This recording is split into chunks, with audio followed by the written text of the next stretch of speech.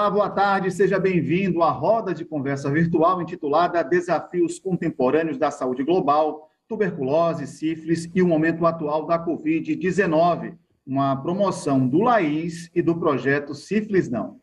Você que está acompanhando a transmissão pelo canal do LAIS no YouTube, pode compartilhar o link a partir de agora nos grupos de WhatsApp, do Telegram e nas redes sociais virtuais.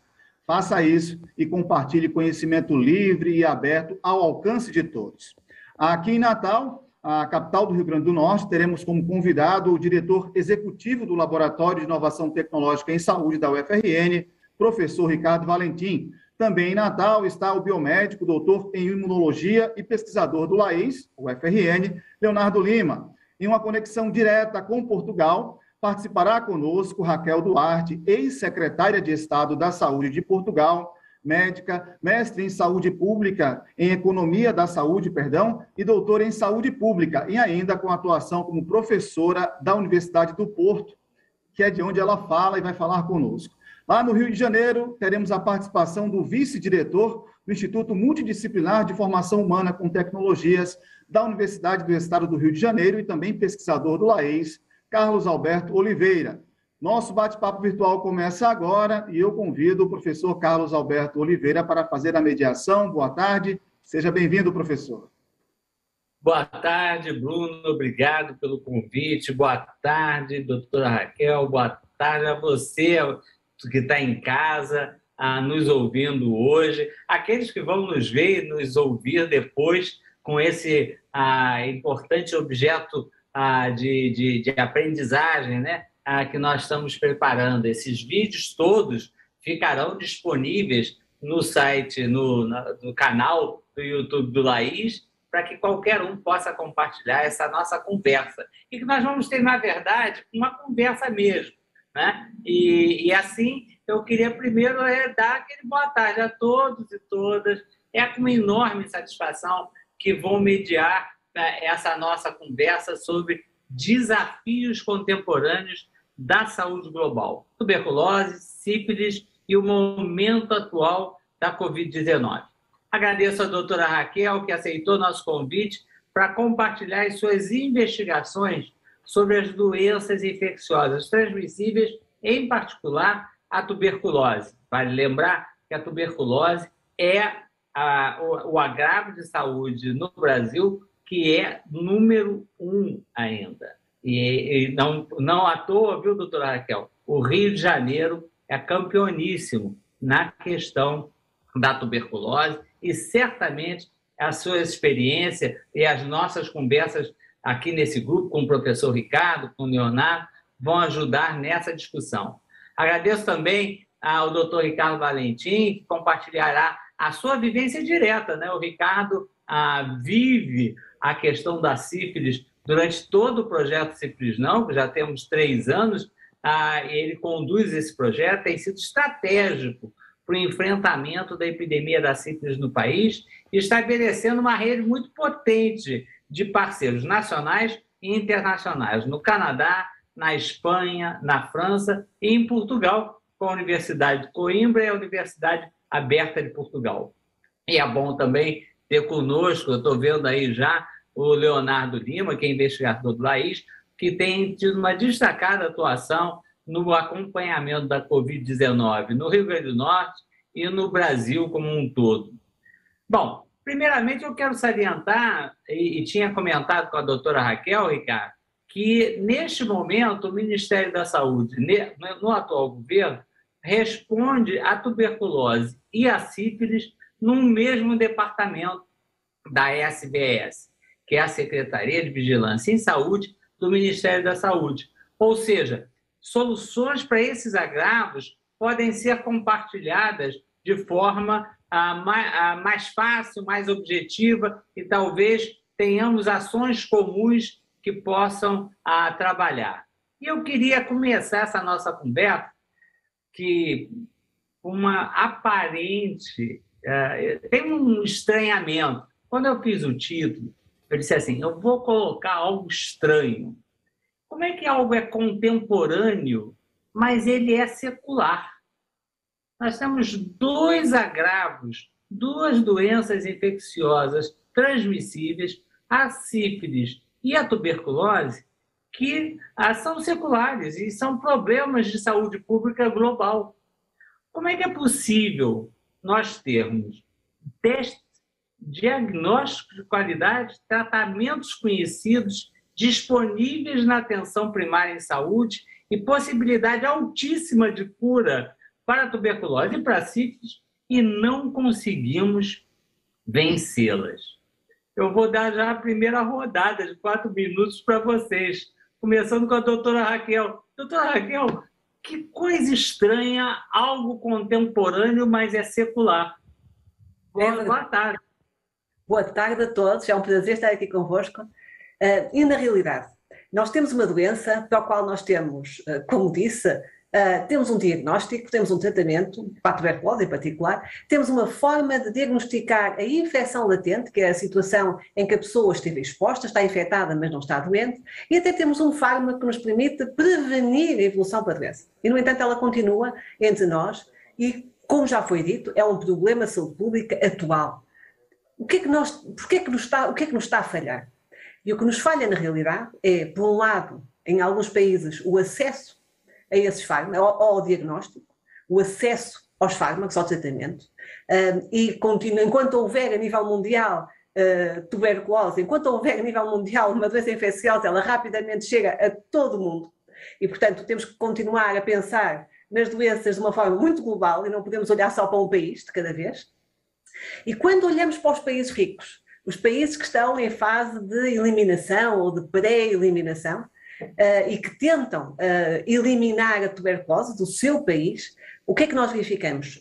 Verificamos que se prendem com determinantes sociais e económicos, porque a forma como a pessoa vive, trabalha, os hábitos que tem, vão facilitar que esteja, por um lado, em maior risco da exposição à tuberculose, maior risco de evoluir de infecção latente para a doença, maior risco de aderir mal ao tratamento, maior risco de desenvolver formas graves de doença.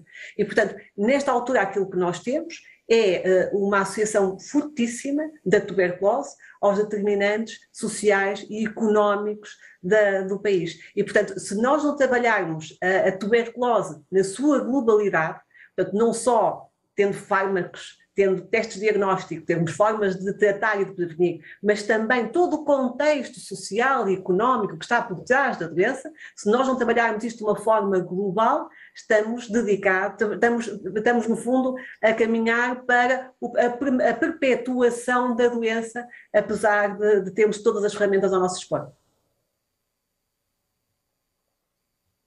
Para o professor Ricardo, mas eu queria que a senhora abordasse só um pouquinho mais, ainda nesse primeiro bloco, do problema da adesão.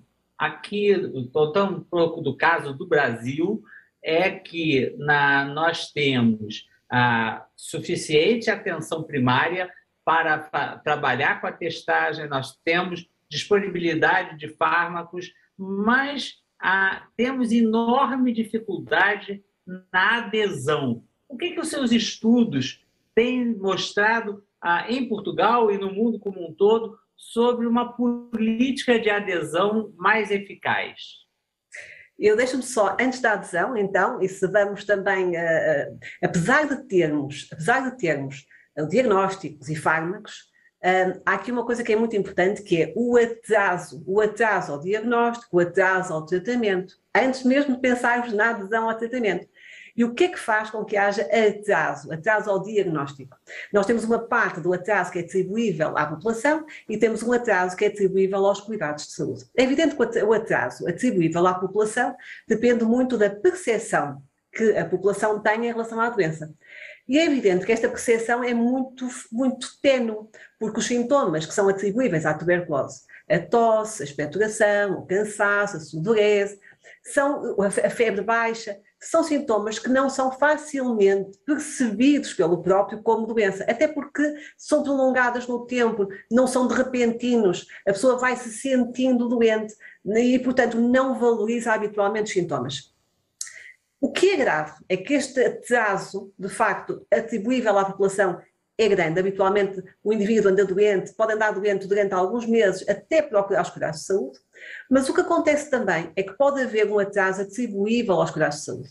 E pode ser atribuível aos cuidados de saúde porque a pessoa não tem fácil acesso aos serviços, porque é uma população migrante e que não é documentada, porque é uma população migrante e não percebe a língua, porque é uma população toxicodependente, consumidora de drogas, em que a grande preocupação não é a sua saúde e, portanto, não tem um fácil acesso aos serviços, a população não consegue agendar uma consulta rápida, portanto, pode haver aqui uma dificuldade do acesso, mas depois pode haver também um atraso atribuível aos profissionais de saúde. À medida que a incidência baixa, à medida que a tuberculose vai sendo menos frequente na população, é evidente que o profissional de saúde pensa menos nela. E, portanto, enquanto pensar menos nela, vai pensar e vai conduzir todo o estudo diagnóstico à procura de uma outra doença. E, portanto, muitas vezes coisas tão simples como uma radiografia, uma colheita de espectração, que podem rapidamente dar o diagnóstico de uma tuberculose, são atrasados. E, portanto, e aí há um atraso também diagnóstico. E depois temos o atraso do tratamento, que é o indivíduo que tem um tratamento. Posso te chamar daqui a pouquinho? Eu quero dar um pulo direto agora para o professor Ricardo sobre um salto para sífilis. Ricardo, quando a doutora Raquel descreve esse quadro da tuberculose, a gente vê muita similaridade quando nós discutimos a questão da sífilis. Como é que você, com a tua experiência do projeto Sífilis Não, e de um projeto que é de base nacional, todos os estados, do Distrito Federal, municípios prioritários e os municípios como um todo nas ações universais, como é que você vê essa questão, como perdura uma doença secular com todas essas possibilidades que a gente tem? Fala, Ricardo. Vamos lá, né? Então, primeiro agradecer pela organização do evento aí, Caó, pelo convite também, a professora Raquel. Nós tivemos aí, Raquel, mas não tivemos a oportunidade de estar presencialmente contigo, mas isso pode acontecer em breve, né? Bem, então, com relação à questão da sífilis, eu não posso falar da questão imunológica, nem biológica, vou deixar isso aí para Leonardo, né? Mas o que a gente tem visto, por exemplo, é que índices, né, baixos índices de desenvolvimento humano, associado também a movimentos e comportamento da sociedade, tem uma relação muito grande com essas epidemias. Aqui no caso do Brasil, da sífilis. Então, os estudos que a gente tem feito têm mostrado principalmente uma questão relacionada à desinformação da sociedade. Quando nós começamos o projeto, era algo muito presente, parte da população ou não sabia o que era sífilis, e parte da população perguntava ainda, e ainda existe sífilis? E, por incrível que pareça, profissionais de saúde. Então, era comum. Eu tive, inclusive, em Portugal, uma profissional de saúde me perguntou se ainda existia sífilis. Quer dizer, havia um consenso que a sífilis era algo ou que estava erradicado, né, ou simplesmente as pessoas tinham desconhecimento, ou seja, mostrando uma ignorância com relação ao tema, né? Então, no Brasil, a sífilis ela construiu uma trajetória mais ou menos nos anos 80 até hoje, ou seja, ela é uma doença secular, né? Mas ainda presente hoje, e talvez, Caó, quando você faz essa pergunta, como é que uma doença secular, há relatos, inclusive, de ser uma doença milenar, né? Como é que uma doença que tem tanto tempo, com tantos avanços tecnológicos na área das ciências da saúde, das tecnologias, está tão presente, né? Então, isso tem relação com várias questões. Eu acho que, na minha opinião, principalmente, é a negligência. Há uma negligência com relação à questão da sífilis, né? Por exemplo, nós observamos o HIV como uma doença gravíssima, né, que teve uma mortalidade muito grande. Ainda tem, né? Mas os investimentos, a educação toda que foi feita em cima do HIV, isso fez com que várias tendências de aumento de casos fossem mudadas, tivesse essas mudanças de tendência. Isso a gente observou com relação ao HIV muito forte aqui no Brasil. Então, a sífilis, você vem aí dos anos 80, passa a ser obrigatório a notificação para sífilis congênita, isso já foi muito importante. Somente no ano de 2007, o Brasil passa a notificar compulsoriamente a questão da sífilis em gestante, e a sífilis adquirida, ela passa a ser obrigatória no ano de 2010. Então, os aumentos de notificações depois desse período, principalmente 2010, ele dá um salto muito grande no Brasil, né? Mas é importante a gente fazer um recorte e falar que foram nesses anos aí de 2005, pelo menos até 2016, que houve, né, um investimento massivo do país na qualificação e na oferta de serviços na atenção primária. Então, o que aconteceu nisso tudo? Se eu qualifiquei melhor a atenção primária e houve um aumento grande de notificações de sífilis congênita, sífilis em gestantes e sífilis adquirida, né? E esse aumento ele vem acompanhado de uma testagem. Vários trabalhos, estudos que a gente vem desenvolvendo, Caol, ele consegue relacionar isso à questão de comportamento e também a uma questão associada à comunicação, né? A educação, a qualificação dos profissionais de saúde, mas principalmente porque a sífilis ela não fazia parte, no Brasil, da agenda pública, da agenda de saúde pública, né? Então, essas questões elas são muito importantes. Então, a sífilis ela passa a fazer parte da agenda de saúde pública depois do projeto Sífilis Não. Então, muito trabalho, muito esforço foram feitos em vários estados do Brasil, mas eram movimentos fragmentados, muitas vezes como apêndice do HIV. Então, a sífilis ela deixou de ser uma doença negligenciada quando o Brasil reconhece a epidemia de sífilis no ano de 2016. Em 2017, coloca o projeto Sífilis Não e nós iniciamos toda uma trajetória, né, de enfrentamento à sífilis. E hoje a gente consegue ver que já depois do primeiro ano de projeto, no ano de 2019, há uma mudança de tendência com relação aos casos de sífilis. E esse é um resultado muito expressivo, porque, apesar da redução do número de sífilis congênita ainda está longe do ideal, mas essa mudança de tendência vem depois de uma trajetória aí de mais de 10 anos aumentando o número de casos, né? E essa redução ela ocorre não por subnotificação, ela ocorre, a gente consegue falar isso com muita propriedade, porque há um aumento no ano de 2019 de maneira significativa da testagem, e há também uma redução do número de casos, né, para sífilis congênita, adquirida e sífilis em gestante, ou seja, mostrando que essa redução ela não ocorre em função da redução da testagem.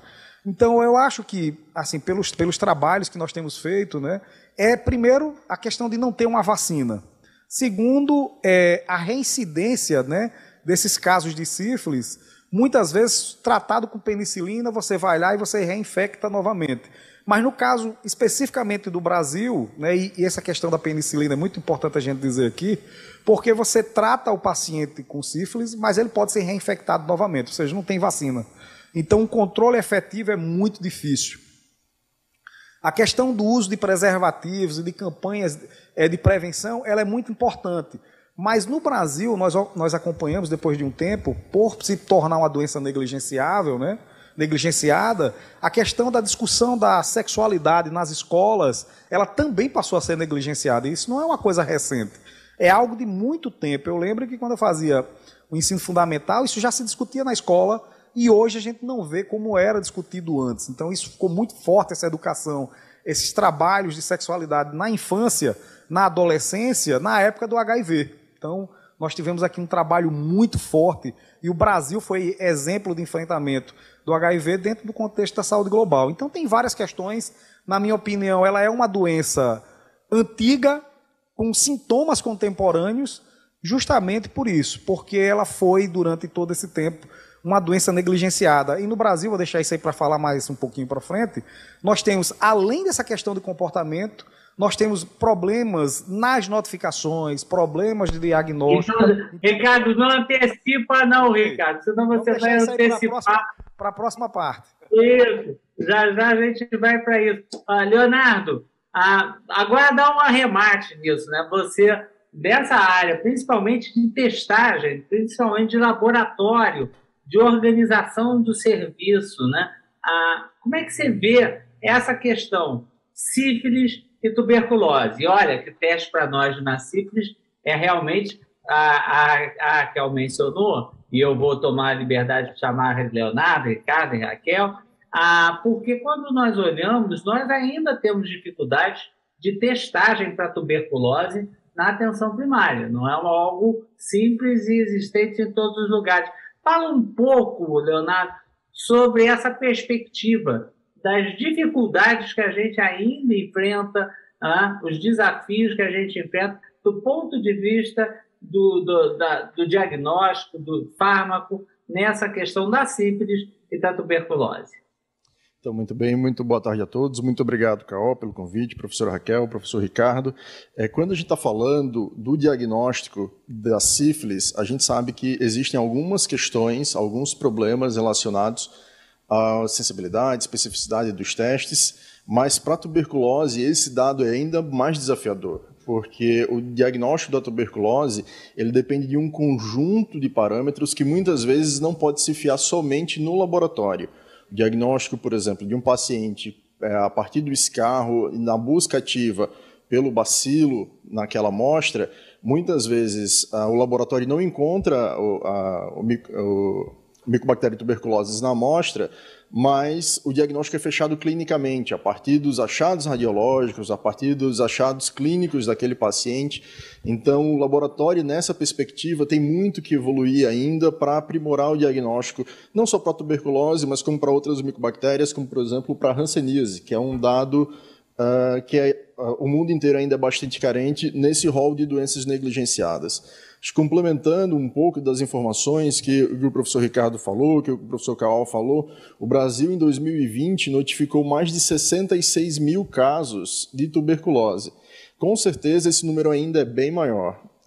Em 2019, o dado mais recente que a gente tem foram mais de 4.500 mortes reconhecidas por tuberculose, diretamente associadas à tuberculose. E aqui a gente tem um ponto bastante específico que é a coinfecção de HIV e tuberculose, a coinfecção de HIV e sífilis, e a gente sabe que muitas vezes essa coinfecção favorece o pior prognóstico, né? Debilita muito mais o paciente e faz com que ele evolua muito mais facilmente para o óbito.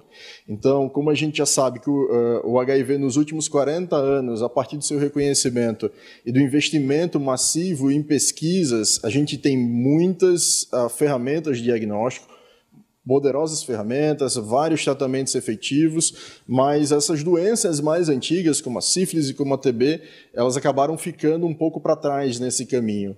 Então, traçando um paralelo também para a Covid, a gente sabe que o quão poderoso o investimento em pesquisa pode ser. Então, em 2 anos, conseguimos desenvolver boas vacinas para Covid, por exemplo, mas, infelizmente, não temos vacinas disponíveis em larga escala para sífilis, por exemplo, e temos novas pesquisas para desenvolvimento de vacinas para tuberculose, mas que ainda não estão em pleno funcionamento.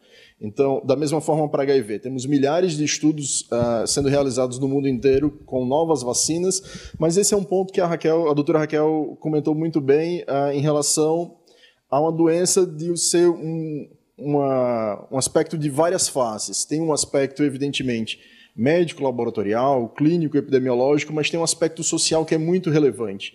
Então, desde a forma de transmissão dessas duas doenças, são aspectos que a gente procura abordar também nas investigações para que a gente tenha, da melhor forma, esse enfrentamento sendo efetivo, não sendo especificamente no desenvolvimento, por exemplo, de testagem em massa, de novos testes laboratoriais ou aprimorando o diagnóstico clínico. Evidentemente, tudo isso é muito importante, mas se a gente não entender aquele contexto social também, onde aquele paciente se torna contaminado e persiste com a sua doença, muitas vezes abandonando o tratamento, a gente está fadado a várias vezes iniciar o tratamento de um paciente e não concluí-lo com sucesso. Isso acaba perpetuando a doença, faz com que, por exemplo, no caso da tuberculose, isso é muito claro, existam bactérias multiresistentes a drogas, então esse problema vai se tornando cada vez mais complexo a partir da adoção de medidas que a gente acha que isoladamente ela irá resolver o problema. Então é preciso que a gente tenha essa conversa e tenha essa clareza que o enfrentamento ele só vai ser bastante efetivo se ele for enfrentado de várias faces ao mesmo tempo. Obrigado, Leonardo. Eu queria passar, então, para a professora Raquel, que ela fizesse um comentário sobre o que falou tanto o Ricardo quanto o Léo, mas eu quero acrescentar um problema para o Ricardo, para a Raquel, para o Léo, que é algo típico do Brasil. Sei também que outros países têm a mesma dificuldade. Acho que Portugal também enfrenta. Mas aqui, claramente, nós temos um problema que é a baixa integração, a dificuldade da integração entre vigilância em saúde e assistência, particularmente na atenção primária à saúde. Esse divórcio entre a vigilância e a atenção parece ser algo que compromete o tratamento, tanto na tuberculose, quanto na sífilis, quanto na hanseníase, enfim, essas dificuldades e que parecem que a desintegração, a falta de articulação podem ser muito impactantes no tratamento, no diagnóstico, no tratamento e no monitoramento desse processo. Queria ouvir a Raquel, o Ricardo, o Leonardo sobre isso. Raquel. Obrigada pela pergunta. Deixa-me só voltar. O Leonel falou há bocado da importância do diagnóstico e, na realidade, o diagnóstico é fundamental, porque nós temos a parte do doente, que valoriza ou não valoriza os sintomas, e depois o médico tem que avançar com o diagnóstico para poder iniciar o tratamento. Numa fase em que nós temos fármacos que nos permitem tratar bem e curar o doente que tenha uma tuberculose suscetível, temos que estar particularmente atentos às formas resistentes. E, portanto, houve na realidade uma revolução em termos de diagnóstico, particularmente com os testes moleculares, que nos permitem, rapidamente, e numa questão de horas, ter não só a identificação do Mycobacterium tuberculosis, como até das mutações que conferem resistências aos fármacos. O que é que isto nos dá? Dá-nos as ferramentas para nós conseguirmos desenhar o esquema adequado. E é importante que na fase atual todo mundo tenha a preocupação de desenhar um esquema de tratamento adequado ao perfil de resistências. É evidente, e falava-se há pouco da capacidade dos cuidados de saúde primários fazerem o diagnóstico de tuberculose. É importante que haja uma integração, não só com a saúde pública, não só com a vigilância, mas também com os hospitais.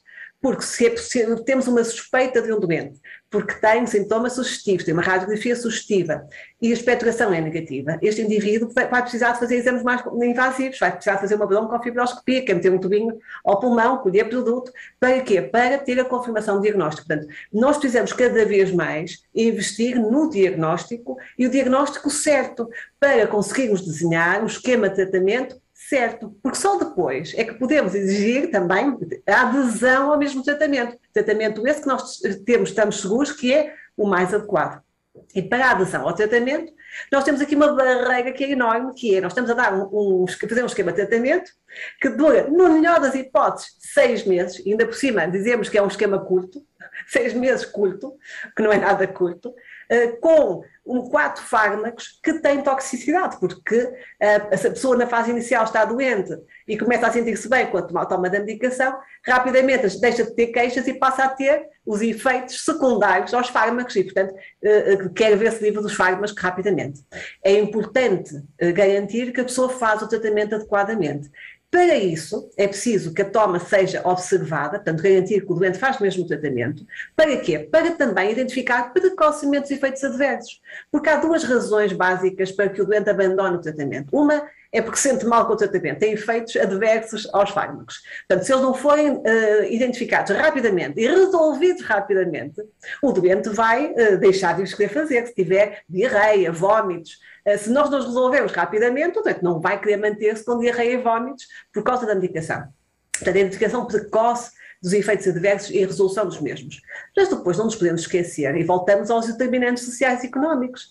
Há uma série de contextos em que torna difícil que o doente não vá trabalhar, ou que, portanto, nós temos que tornar a medicação que seja fácil, num local fácil, o doente tem que ter acesso fácil à medicação, tem que ser possível e tem que ser, no fundo, tem que ser tudo facilitado. Se temos um consumidor de drogas, nós temos que garantir que o tratamento é feito onde ele lhe dá mais jeito. É preciso envolver as equipas de proximidade, as equipas de troca de seringas. Se ele está a fazer metadona, tem que fazer a medicação da tuberculose com a metadona. Tem que ser tudo fácil. Nós temos que tornar a medicação fácil, de maneira a que seja muito difícil não aderir àquilo que nós propomos, que é um esquema complicado, prolongado, com muitos fármacos, muitos comprimidos, e, portanto, não é fácil. Portanto, temos que trabalhar sempre em conjunto.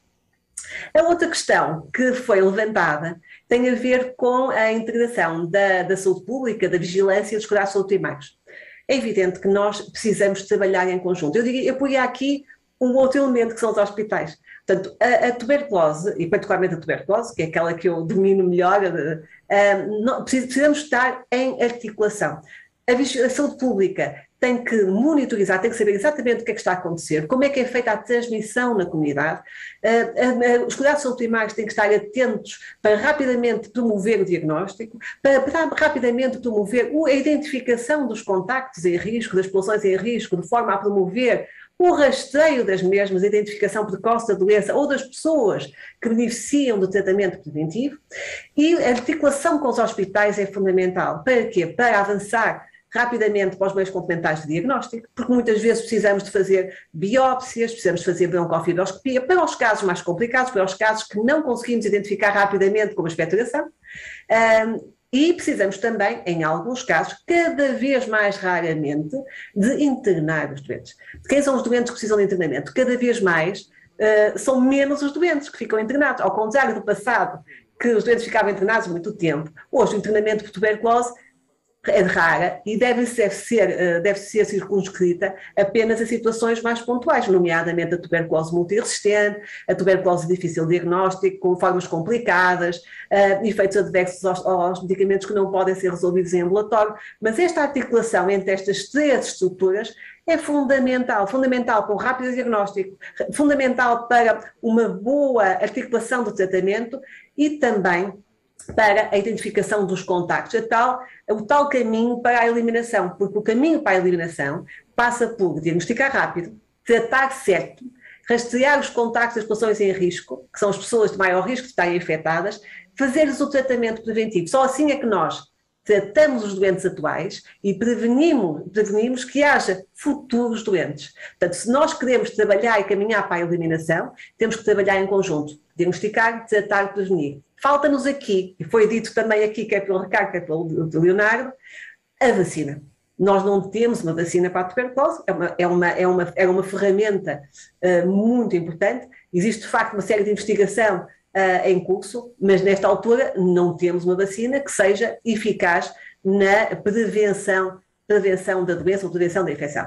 Aquilo que nós temos é a vacina BCG, que todos nós conhecemos, e é uma vacina que a grande utilidade dela é na prevenção das formas graves de doença na criança. E, portanto, são os grandes, é o grande pulo, é a grande vantagem, é precisamente a prevenção das formas graves na criança. Habitualmente aquilo que se propõe é que seja administrada em crianças de risco, alto risco de exposição. Há países que já não fazem a vacina, há países que só fazem em populações de maior risco e há países de alta incidência que fazem a vacinação a todas as crianças. Mas é uma vacina que, apesar de tudo, não nos dá a resposta quando temos como objetivo a eliminação. Portanto, enquanto não temos uma vacina que seja eficaz, temos que trabalhar com o resto, que é diagnosticar rápido, tratar bem e prevenir. Ricardo, é exatamente isso. Eu quero te perguntar, continuar com a questão da integração, vigilância e assistência, mas eu quero incluir, e depois no retorno as pessoas comentam também, eu queria que o Ricardo falasse um pouco nessa integração, mas que ele dissesse como é que ele vê o papel da inovação das tecnologias adequadas, né? Não é tecnologias importadas e caras, mas tecnologias adequadas à realidade, por exemplo, de países como o Brasil, na atenção primária, também, Ricardo, se você pudesse falar sobre a questão da saúde digital, Por quê? Porque quando a gente pensar em saúde digital, eles podem ser ferramentas interessantes para a questão da monitorização do paciente, o acompanhamento dos contatos do paciente, a ajuda do controle do tratamento, e que pode ser feito à distância. Quer dizer, como é que você vê o momento atual e a tecnologia adequada e a saúde digital como ferramenta de integração da vigilância e assistência, Ricardo? Muito bom, Caô. Então, eu não sei como é que está em Portugal essa questão da integração vigilância e atenção, mas no Brasil um dos grandes problemas é justamente essa questão dicotômica, né? Que você classificou muito bem, há um divórcio, né, entre a vigilância e a atenção. O que significa isso, Raquel? Para que a professora Raquel também possa entender, né, e outros colegas portugueses que estão assistindo agora. É que muitos os sistemas de informação, né, que estão presentes no Sistema Único de Saúde, uma parte desses sistemas são sistemas legados, ou seja, são sistemas que foram feitos aí na década de 90, alguns aí nos anos 2000, porém, são sistemas, ou seja, são sistemas antigos, né? E de lá para cá, uma modernização muito grande. E um dos conceitos mais presentes nessa questão dos sistemas de informação em saúde é a interoperabilidade, a integração. O Brasil ele deu um salto grande agora nessa questão da pandemia com a RNDS, que é a Rede Nacional de Dados em Saúde. Porém, os sistemas de vigilância não estão presentes na RNDS ainda, né? E aí você tem diversos sistemas de informação que não dialogam, que não conversam. Então, aquilo que está acontecendo na atenção primária à saúde, que é a porta de entrada do Sistema Único de Saúde brasileiro, não reflete na questão da vigilância. Então, a vigilância, ela tem uma plataforma, ou as vigilâncias que nós temos no Brasil, tem plataformas singulares e específicas delas, aonde é possível notificar um caso sem que esse mesmo caso seja notificado na atenção primária. E muitas vezes eu posso notificar o caso na atenção primária e não notificar na vigilância. E por incrível que pareça, essa questão é tão fragmentada dos sistemas de informação que o sistema também de óbito não conversa nem com o sistema da atenção à saúde, né, em todos os níveis, primário, secundário e terciário, e também não conversa com os sistemas da notificação. O que significa isso? É que você tem diversos perfis de usuários, cada um colocando esses dados nos sistemas de maneira paralela e não integrada. Então, esse é um dos primeiros problemas, Caô, né? Ou seja, você tem estruturas grandes, né, de difícil governança, e as informações não são centralizadas. Então, isso é muito mais complexo. E aí eu vou dar um exemplo bem claro aqui. Por exemplo, no caso do Brasil, a gente fala de sífilis congênita, mas, na verdade, os sistemas de notificação de agravos, né, no caso da sífilis, do HIV, da tuberculose, dengue, zika, chikungunya, são sistemas que são notificados, é um sistema que faz a notificação, mas ele não faz a gestão do caso, ele não faz o acompanhamento do caso. Então, no caso da sífilis congênita, o que nós temos muito, justamente por conta dessa fragmentação entre atenção primária e vigilância, é uma super notificação de casos.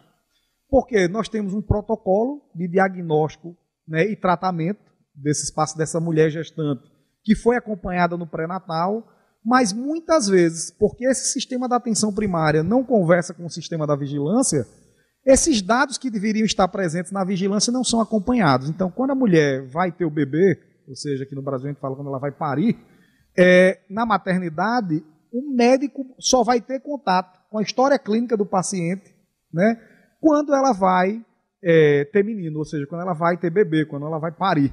E o que significa isso? O médico, o profissional de saúde, passa a ter uma questão de dúvidas sobre se essa mulher teve ou não um tratamento adequado quando ela foi notificada com sífilis. E muitas vezes, com a titularidade baixa, a titularidade do bebê mais baixa do que a da mãe, mas aí no Brasil a PCDT diz que em caso de dúvida notifique. E uma das coisas que a gente tem estudado bastante aqui no Laís, Raquel, é que em caso de dúvida não notifique. Em caso de dúvida, trate e justifique esse tratamento. Depois de confirmado, aí sim notifica. Porque, além de tudo, esses casos que são duvidosos, que lá na frente, 18 meses depois, não se confirmam, eles não são retirados do sistema. Ou seja, você tem um acúmulo de notificações de sífilis congênita, parte delas não se confirmam, mas ela está lá. E aí não é um erro só de processo de trabalho. É um erro porque há um erro também porque esses sistemas de informação, eles não são suficientemente adequados à realidade contemporânea. Aí eu volto para K.O., a primeira pergunta que você falou, K.O. Por que essas doenças que são seculares, no caso aqui do Brasil, e eu acredito que vários países do mundo, elas não têm uma solução efetiva? Uma parte disso passa pelos sistemas de informação em saúde, que não estão prontamente adequados para que a gente consiga ter uma visão mais global do problema de saúde, ou seja, que permita à autoridade sanitária, seja ela local, estadual ou a nível nacional, uma tomada de decisão mais oportuna. E aí, olhando para a questão da Covid, para essa questão da pandemia de Covid-19, isso nunca foi tão necessário.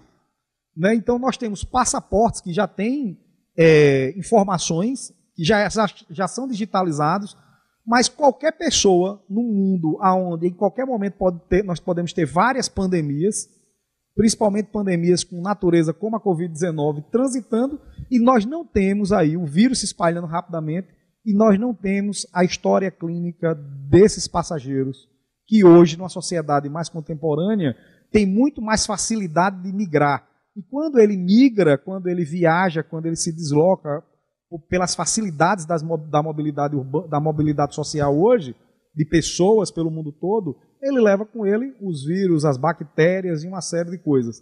E as tecnologias de informação, as soluções de saúde digital, elas são muito importantes para que as autoridades de saúde pública, para que a saúde global, ela tenha uma vigilância mais efetiva, baseado num cuidado e numa atenção que consegue alimentar essa vigilância. A vigilância do jeito que ela é feita hoje, ela é uma vigilância que toma a decisão depois que o evento ocorreu.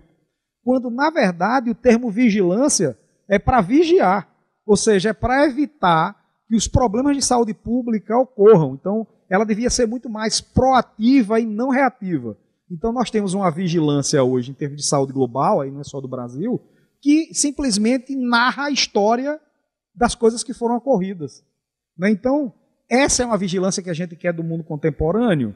Então, as tecnologias da informação e comunicação, elas estão aí. Ela não é, claro, que essas tecnologias elas não são a panaceia para resolver todos os problemas, mas nós precisamos delas também. Né? E hoje é muito mais fácil interligar, cooperar, do que era, por exemplo, há 20, 30 anos atrás. Leonardo, nós vamos ainda ter 3 minutos só nesse tema. E depois nós vamos ter os 15 minutos finais da nossa conversa sobre a Covid, sobre o momento da Covid. Esse nosso papo está muito legal, né? Essa coisa dialogada está sendo muito legal. Eu quero ouvir o Leonardo. Nesse particular, Leonardo, 3 minutinhos para você, nessa importância da questão dos dados, que a gente sabe, e Raquel, nós não temos ainda no Brasil prontuários eletrônicos únicos do paciente implantados, digitais. Esses prontuários, onde já estão implantados, não se comunicam com prontuários da atenção secundária e terciária. Portanto, o médico da atenção primária, muitas vezes, continua fazendo um voo cego após o atendimento nas urgências. Portanto, o que você acha, Leonardo? Qual é a importância dos sistemas de informações mais atuais e a questão, principalmente, de tecnologias baratas, de qualidade para a atenção primária em saúde? Perfeito, eu vou tentar bater meu recorde aqui e falar em 2 minutos e meio.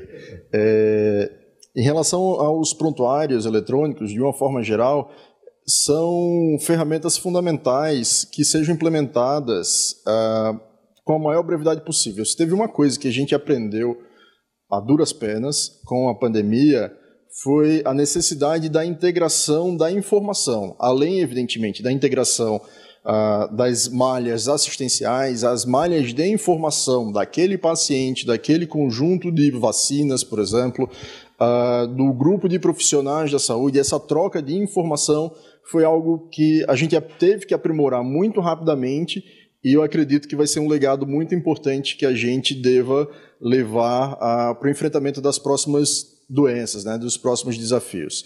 A gente tem hoje essa integração, pelo menos em parte, acontecendo com o passaporte das vacinas em diversos países da Europa, nos Estados Unidos, Canadá, também aqui no Brasil, onde uma vacina que é aplicada, o indivíduo ele já consegue rapidamente receber no seu smartphone o certificado da sua imunização, e aquilo pode ser reconhecido por uma terceira parte para entrar no restaurante, para entrar numa loja, num shopping, etc., de uma forma muito simples e objetiva. Então, eu acredito que o próximo passo que a gente tenha que dar é a realização desse prontuário eletrônico, inicialmente, evidentemente, em cada país, ou no caso da União Europeia, um certificado, um prontuário eletrônico que seja reconhecido, e que aquilo vá se tornando uma espécie de diário do paciente, seja um prontuário de fato único. Hoje, aqui no Brasil, por exemplo, se eu sou atendido aqui em Natal e viajo a São Paulo e sofro um acidente de carro e fraturo um braço, por exemplo, eu tenho um prontuário aqui nessa cidade, naquele hospital que eu sou atendido, mas um novo prontuário que não sabe absolutamente nada da minha história clínica lá. Isso acontece em qualquer parte do mundo, por exemplo. Então, esse é um ponto que eu acho que teremos sim que aprimorar, e como um passaporte normal, que temos apenas um, que ele é reconhecido no mundo inteiro, certamente um próximo passo muito importante para o enfrentamento da Covid, da sífilis, da tuberculose, do HIV, de vários outros agravos, será um prontuário eletrônico que seja reconhecido no mundo todo. Bom, agora nós vamos entrar na questão da Covid-19, e foi assim que eu me tornei um fã da doutora Raquel. Assisti a doutora Raquel na última reunião da Infarmed. A Infarmed ela tem um task force da Covid-19 com especialistas, e ela tem uma parte de Anvisa e uma parte de pesquisa para que a gente possa entender o papel da Infarmed em Portugal. E a doutora Raquel, muito objetivamente, como ela faz, analisou o quadro epidemiológico e traçou caminhos a serem cumpridos a partir de agora. Não adianta ficarmos olhando o tempo inteiro ao que era e não conseguir ver o que será. O porvir parece mais importante. E é isso que eu queria convidar vocês três. Falemos um pouquinho sobre essa timeline da Covid-19. Que tal a gente falar assim, sobre 3 momentos? Março de 2020, março de 2021 e janeiro de 2022. Onde estávamos, onde estamos e como é que temos que passar a lidar com essa pandemia que vai ficar entre nós ainda, o vírus, durante muito, muito tempo, e se um dia ele vai embora, já não sabemos. Doutora Raquel, começando com a senhora, Ricardo, e depois Leonardo. Doutora Raquel. Bem, nós em janeiro de 2020 fomos surpreendidos por um vírus que não conhecíamos. Portanto, não conhecíamos a forma de transmissão, não conhecíamos a forma como nos defendemos, não sabíamos tratar, não reconhecíamos as formas, as manifestações clínicas, nós não estávamos preparados para a gravidade das formas clínicas, para o débito de oxigênio que estes doentes precisavam, das formas de ventilar adequadas destes doentes. Portanto, fomos surpreendidos como uma avalanche com uma nova doença, com um novo vírus. Estávamos todos muito assustados. Portanto, logo na fase inicial, rapidamente foram implementadas medidas de prevenção e com uma grande adesão por parte da população.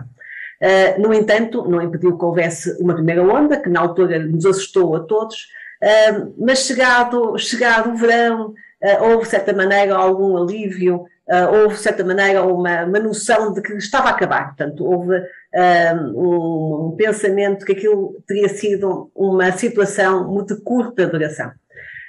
Em Portugal, em particular, chegamos à altura, no final desse ano, passamos por várias ondas, e houve ali uma época que diria que teria sido o perfeito tsunami, porque tínhamos uma incidência elevada, houve o Natal, a passagem de ano, com um grande aumento da mobilidade das pessoas, um grande aumento da proximidade de pessoas de vários contextos sociais, familiares ou laborais, em festas de Natal e passagem de ano, o que condicionou que o início de 2021 tivesse uma grande onda, um grande volume de casos que obrigou o país a fechar. Entretanto, no momento em que o país fecha, aquilo que foi decidido pelo governo foi que fechava já a pensar como é que haveria de abrir, porque nós tínhamos passado no ano anterior um lockdown, tínhamos fechado o país com redução da incidência, porque havendo um lockdown do país há uma redução da transmissão clara. Aliás, é a maneira mais fácil de reduzir a incidência e reduzir a transmissão na comunidade, mas nós não podemos viver permanentemente a ficar fechados. Portanto, nós temos que aprender a viver, a conviver, a ter a vida social, vida familiar, permitir a economia do nosso país. E, portanto, quando se fez o encerramento, já em início de 2021, aquilo que se planeou logo foi a abertura, mal se houvesse condições. E foi essa a nossa missão, foi essa a missão do nosso grupo.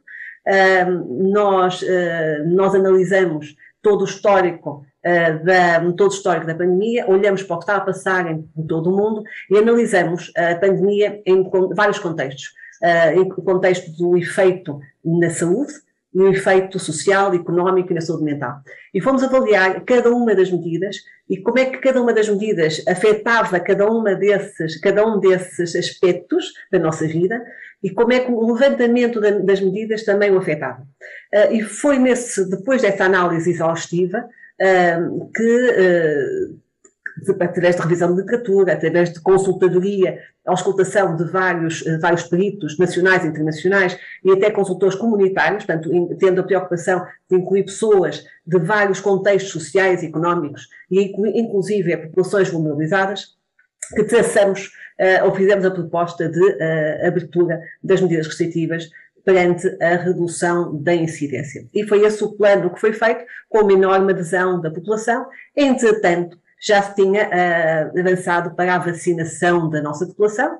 Em Portugal houve uma adesão muito grande à vacinação, o que permitiu que ganhássemos uma forte proteção, particularmente nas populações mais vulneráveis. O plano vacinal assentou muito no início nas populações mais vulneráveis, nas populações mais velhas, portanto focou-se nas populações mais velhas e, entretanto, foi alargado à restante população. Hoje, o que é que isso nos traz? Nós hoje temos a grande parte da população vacinada e aquilo que nós assistimos tivemos a onda Omicron, com uma grande incidência, mas com um baixo efeito, ou muito menor efeito, em termos de formas graves, em termos de letalidade, em termos de sobrecarga dos serviços de saúde. Nós, nesta altura, atingimos já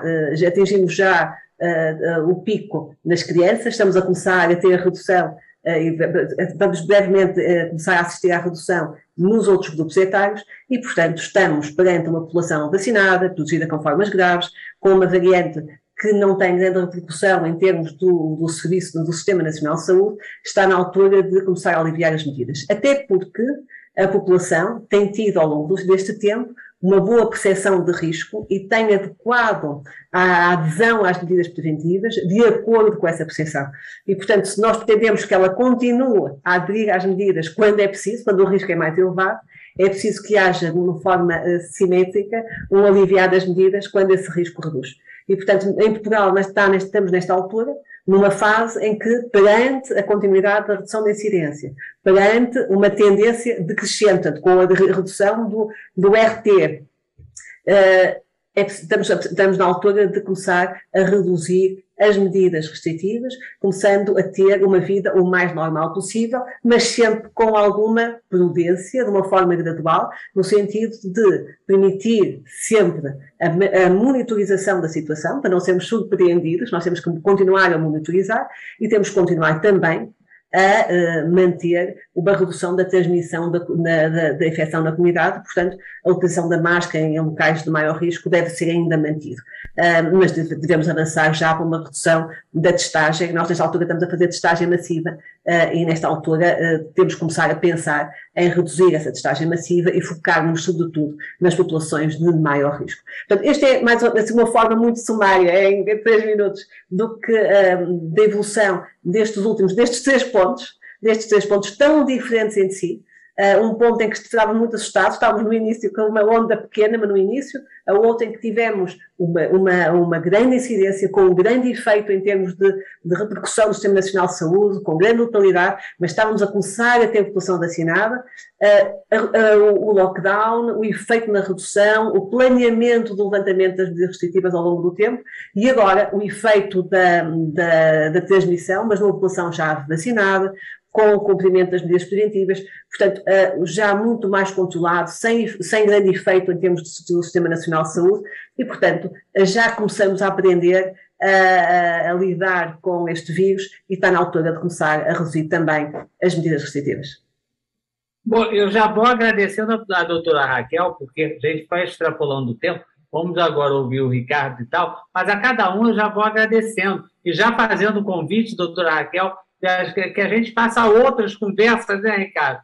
Para que a gente possa criar esse canal de diálogo entre Laís, Universidade do Porto, com a doutora Raquel, para conversar sobre saúde global. Ricardo, como é que você vê esse momento da pandemia? Você que monitorizou para os portugueses a pandemia desde o início no Rio Grande do Norte, e tem nos acompanhado também no Brasil, na minha experiência do Rio, com você. Vai, Ricardo.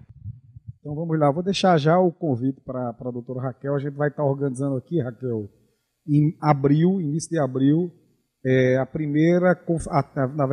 terceira Conferência Internacional de Inovação em Saúde. Estão vindo aí vários colegas de Portugal, da Itália, da França, e Canadá, Estados Unidos. Então nós deveremos estar enviando um convite para a senhora também para falar exatamente sobre essas questões da tuberculose, né? Falar sobre ST, sífilis, HIV, uso de tecnologias. Então já fica aqui o convite para você.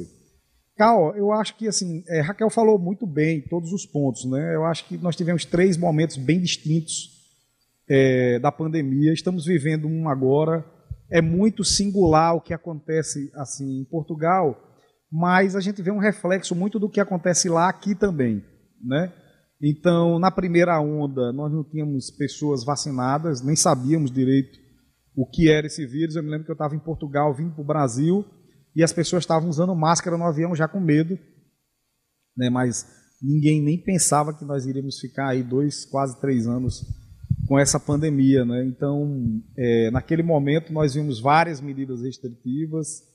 Eu acho que no futuro talvez a gente consiga ter uma compreensão melhor sobre as medidas que foram mais efetivas ou menos efetivas, mas era o que se podia fazer naquela época, né? Então, tentar conter a curva de transmissão para não ocorrer o que ocorreu em outros lugares, como Itália. Então, eu acho que as medidas elas foram feitas de maneira circunstancial e a gente foi aprendendo a resolver esses problemas da pandemia.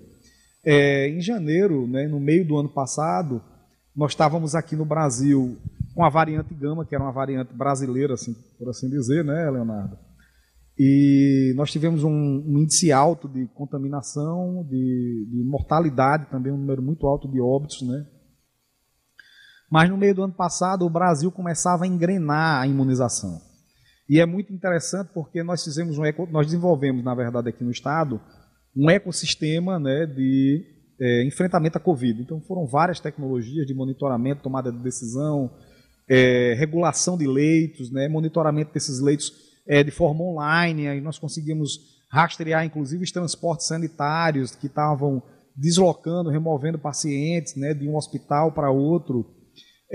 o cálculo também da taxa de transmissibilidade, um painel com mais de 140 indicadores. Então, foi um conjunto de esforço para dar maior transparência para a sociedade sobre a questão da pandemia e também para que o gestor público, né, a autoridade sanitária a nível estadual, municipal e também federal pudesse ter uma tomada de decisão mais oportuna, olhando para um retrato mais real do que de fato estava acontecendo. Então, isso nós fizemos. Hoje nós temos uma base de dados muito forte, Leonardo pode falar também sobre isso, se ele quiser depois, onde a gente consegue cruzar dados dos imunizantes com esses pacientes internados, inclusive observando a história clínica desses pacientes. E o que nós vemos hoje, e aí eu acredito talvez que a gente esteja aí num momento de transição, né, pelo que nós estamos observando, de transição dessa pandemia para talvez aí chegar num estado de endemia. Não sabemos bem ainda quando isso vai acontecer, né? A OMS já tem falado, e alguns outros especialistas, que isso ainda pode ocorrer agora em 2022, a gente espera, mas sabemos que depende muito do que está acontecendo ainda em países mais pobres, onde tem muito problema com relação à questão da imunização, né? Mas o que efetivamente, Carl, o que nós observamos é que no Brasil foi muito politizado, né? Em Portugal eu tive aí em vários momentos durante a pandemia.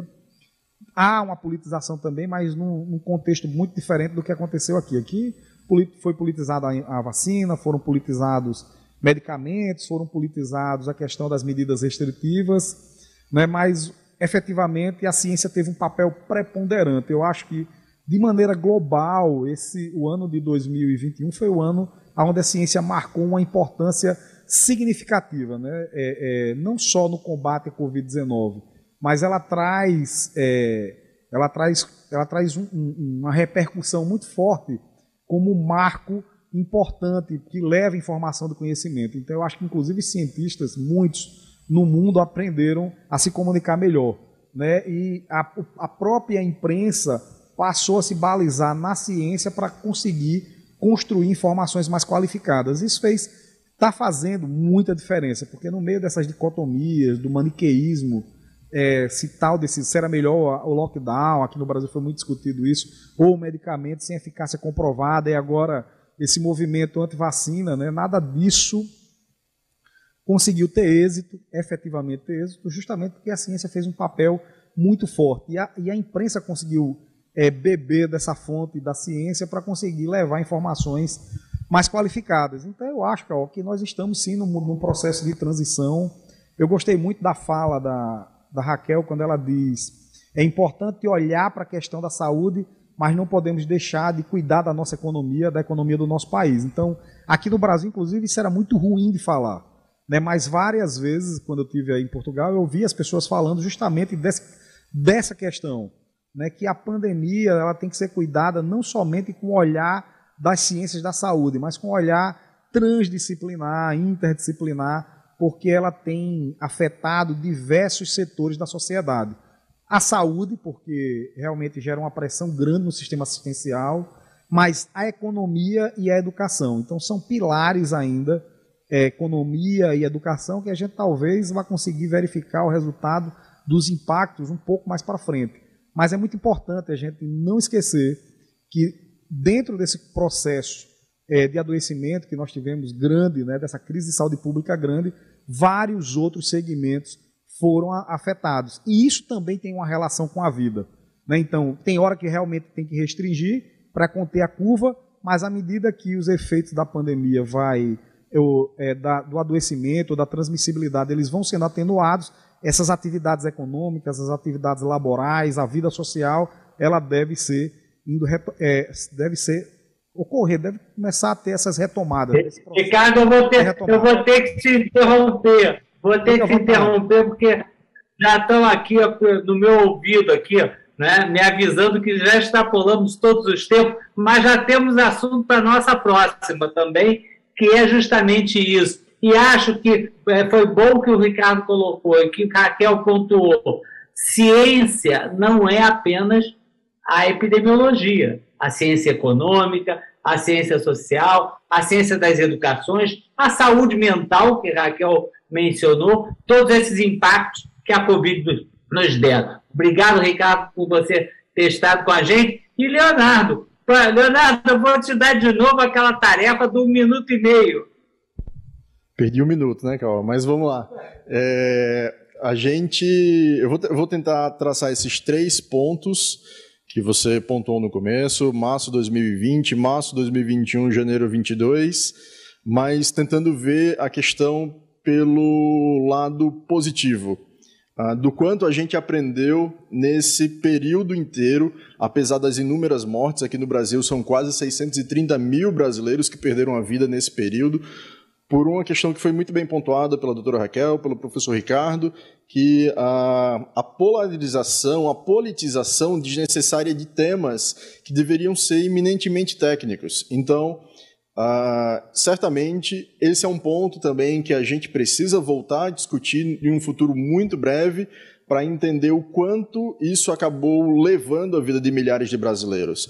Em março de 2020, por exemplo, não sabíamos muita coisa do vírus. Aí, nesse período, faria muito sentido a investigação de novos medicamentos, de novos fármacos ou de potenciais reposicionamentos de fármacos para o tratamento de pacientes, especialmente pacientes graves, mas que, infelizmente, esses dados se mostraram insuficientes ou provaram não ser efetivos para o tratamento de pacientes graves. Então, não é hoje, traçando esse paralelo para janeiro de 2022, não é que a gente sabe que eles não são efetivos. A gente sabe exatamente que eles não funcionam por diversos estudos ao redor do mundo todo. Então, insistir nesses medicamentos acaba sendo um prejuízo para que esse mesmo recurso que está sendo investido na pesquisa, naquelas pesquisas, pudessem ser melhor utilizadas para o desenvolvimento de novos medicamentos, para o desenvolvimento de novos fármacos, esses realmente eficazes.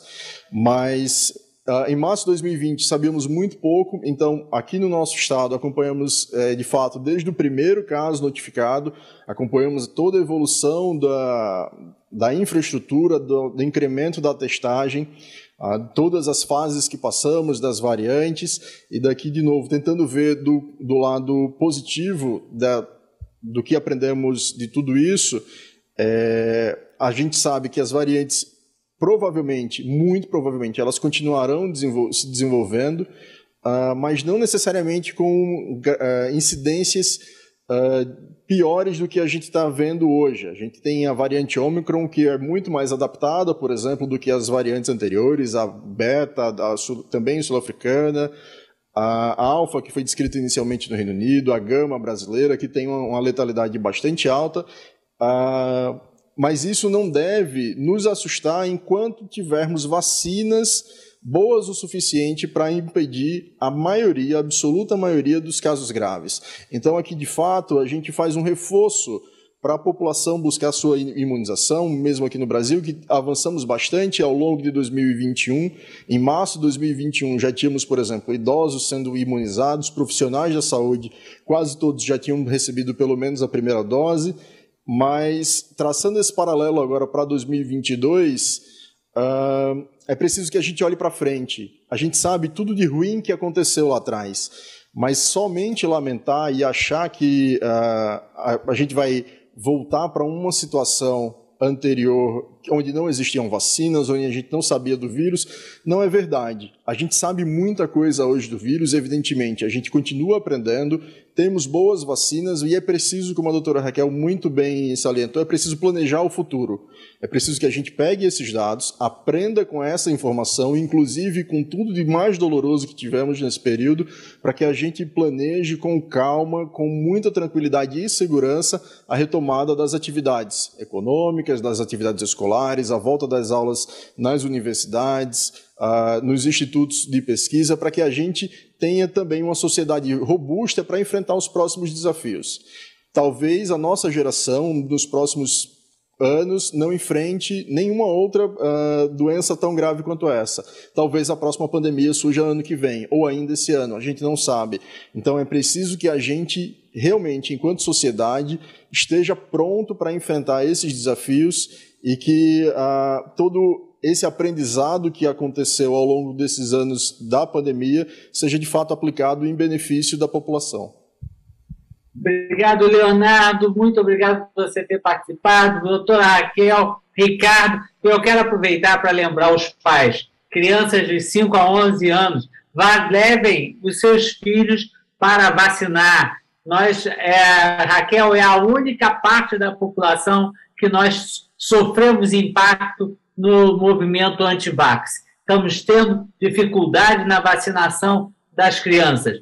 Sabe uma coisa, Ricardo? Vou te dar uma boa notícia. As aulas começam dia 7 no Rio de Janeiro e nós vamos monitorar as crianças ainda não vacinadas. E sabe onde é que nós vamos vacinar? Vamos vacinar dentro da escola. Então, as crianças da escola pública do Rio de Janeiro terão a oportunidade de não precisar ir a nenhum lugar, a não ser voltar às aulas no dia 7 e se vacinar nas escolas municipais. Um beijo a todos vocês. Muito obrigado por terem estado conosco. Doutora Raquel, Ricardo, Leonardo, foi um prazer estar mediando esse debate. Tchau, gente. E é isso. Assim a gente encerra esse bate-papo virtual, lembrando a você que está conectado sempre com as produções do Laís, que esse bate-papo ficará no canal do Laís no YouTube. Aproveite, siga a Laís nas redes sociais, @LaísUOL, e fique por dentro dos vários eventos científicos que vêm por aí. Até a próxima!